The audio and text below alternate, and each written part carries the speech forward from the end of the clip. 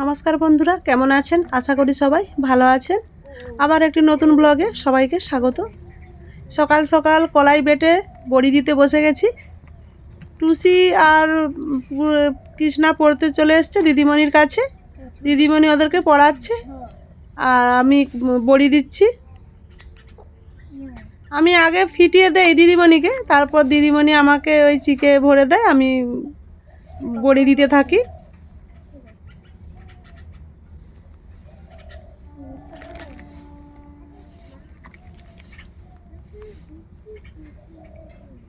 নিচের লাইনে লিখো ক খ নিচের লাইনে।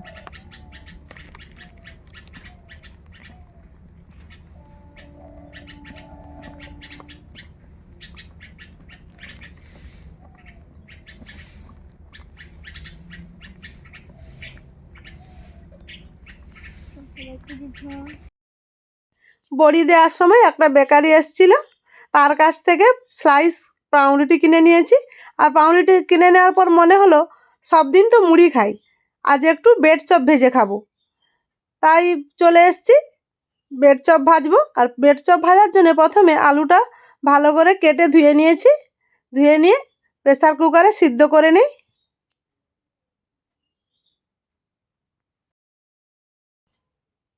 গ্যাসটা জ্বালিয়ে দিয়ে প্রেসার কুকারটা বসিয়ে দেই, আলুটা সিদ্ধ হতে থাক।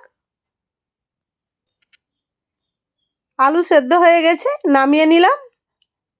গ্যাসে কড়া বসিয়ে দিলাম। শুকনো কড়ায় একটা মশলা ভেজে নেব।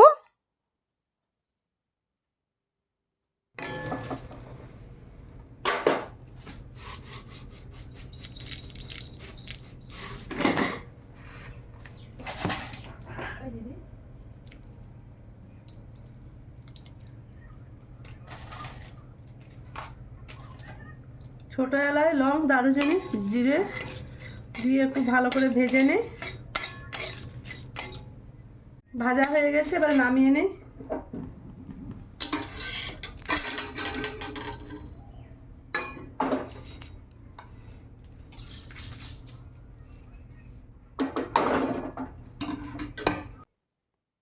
কড়াই তেল দিয়ে পেঁয়াজটা ভেজে নিয়েছি।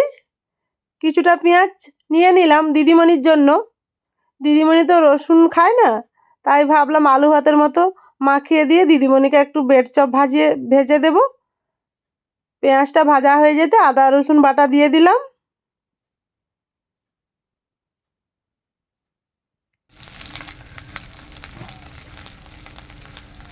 হলুদ গুঁড়ো,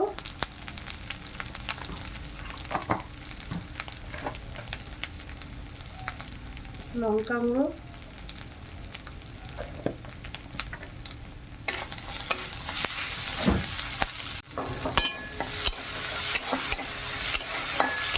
সুন্দর করে ভাজা হয়ে গেছে। এইবার আলুগুলো দিয়ে দিই। এগুলো চন্দ্রমুখী আলু, আজকে শেষ হলো।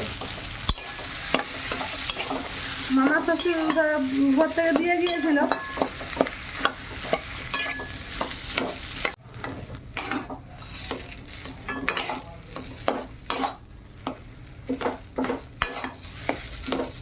আলুটা খুব সুন্দর করে মাখানো হয়ে গেছে। এরপর ভাজা মশলাটা দিয়ে দেব।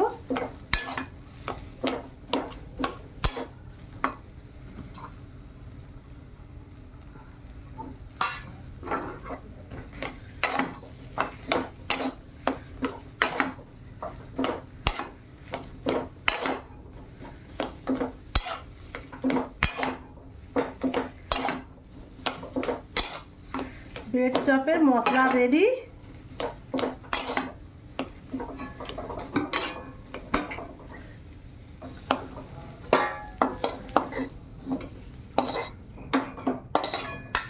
সুন্দর করে হয়ে গেছে।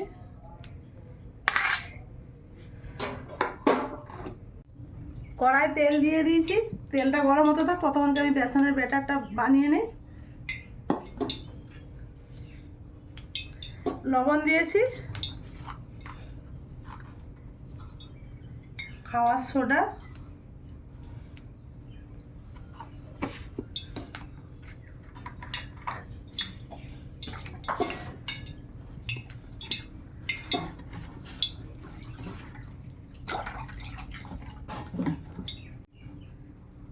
ব্যাটারটা খুব সুন্দর করে তৈরি করে নিয়েছি, এটাকে রেখে দিই।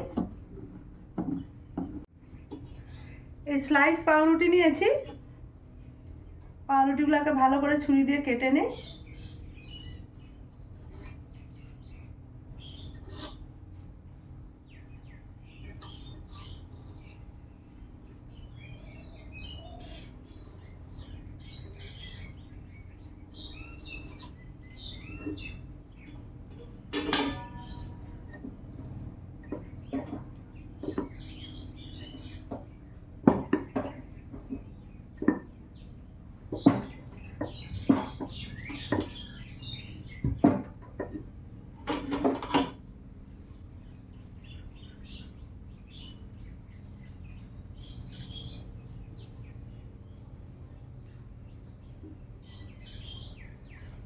সুন্দর করে কেটে নিয়েছি।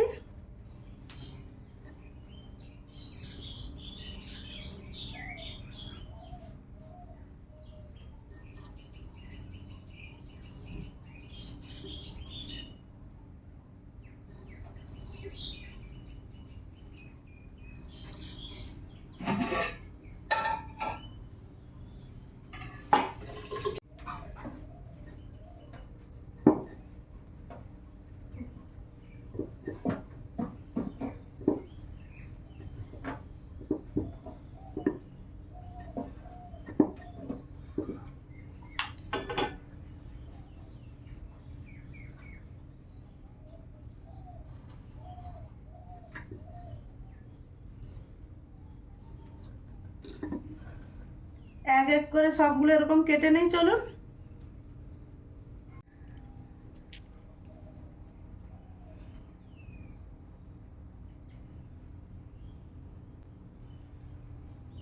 যে আলুটা ভেজে রেখেছিলাম সুন্দর করে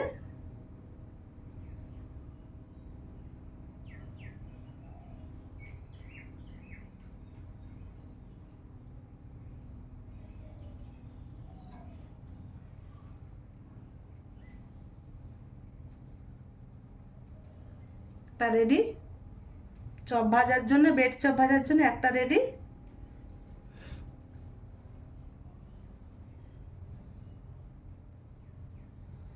এখনকার আলু, তাও চন্দ্রমুখী আলু,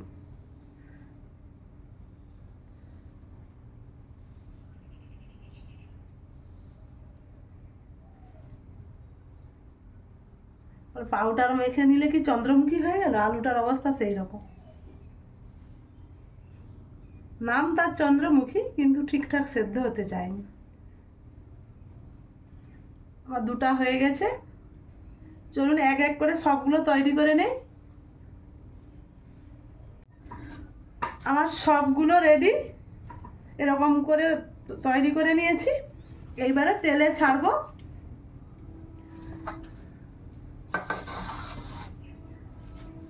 তেলও গরম হয়ে গেছে,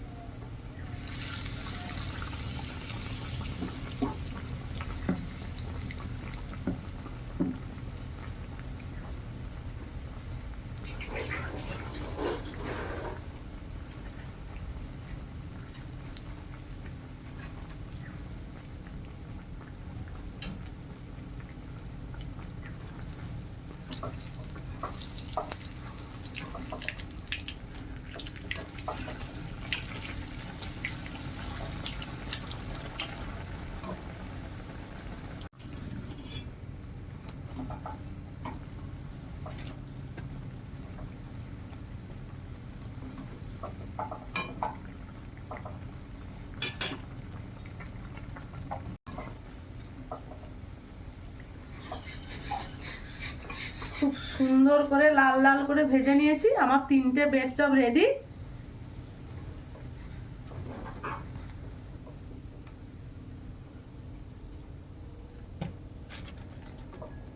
হচ্ছে না, এত বড় বড় হয়েছে।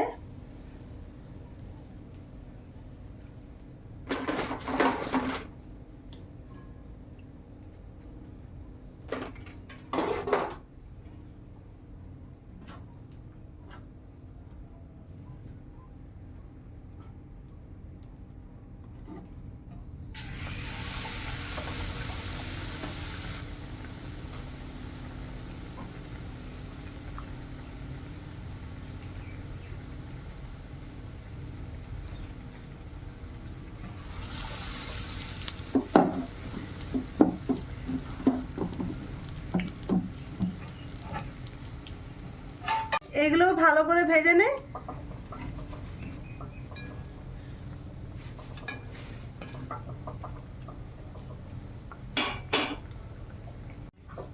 এ দুটো সুন্দর করে ভাজা হয়ে গেছে।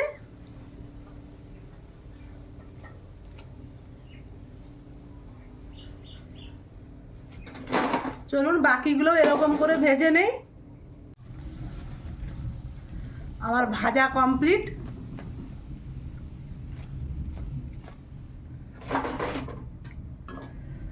আমার 9টা ব্রেড চপ হয়েছে। চলুন এবারে ব্রেড চপগুলো একটু টমেটো সস শসা দিয়ে সাজিয়ে নেই। গরম গরম চপ।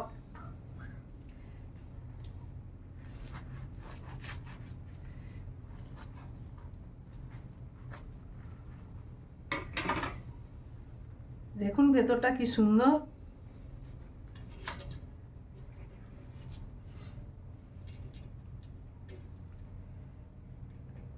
শসা দিয়ে দিলাম।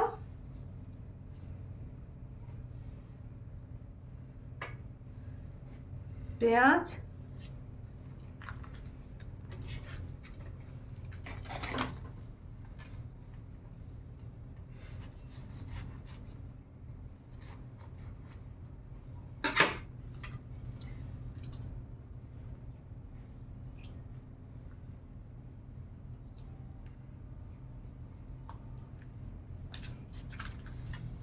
আর সস।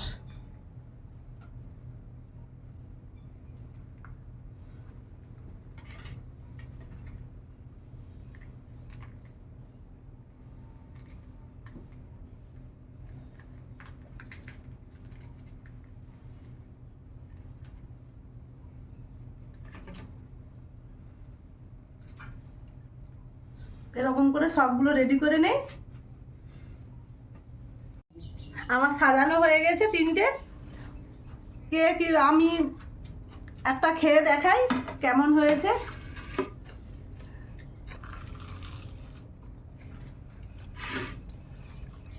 দারুণ। আর একটা মিষ্টি হয়ে গেছে, বিট লবণ দিতে ভুলে গেছে।